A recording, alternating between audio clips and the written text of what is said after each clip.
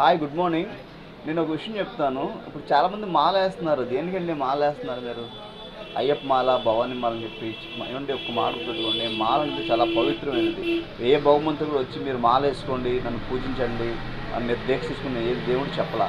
మీకున్న బాధలతో, మనకున్న ఇబ్బందులతో ఆ దేవుని భక్తితో చేసుకుందాం అని చెప్పి ఒక మాల తీసుకొని ఒక ధారణ ధరించి కొన్ని రోజులు మీరు దీక్ష చేస్తారు. మరి చేసినప్పుడు పర్ఫెక్ట్గా చేయండి.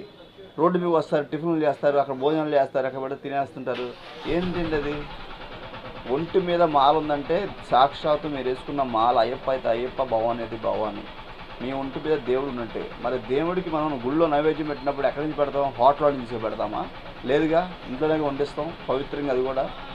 అలాగే మీ ఒంటి మీద మాల ఉందంటే ఒంటి మీద భగవంతుడు ఉన్నట్టే. మీరు చక్కగా నియమాలు పాటించండి. ఇష్ట సరగా మాల అసలు నాకు నచ్చట్లేదు బ్రదర్, మీరేమనుకోవద్దు, వీడియో చేస్తున్నానండి. నచ్చితే షేర్ చేయండి అందరికీ.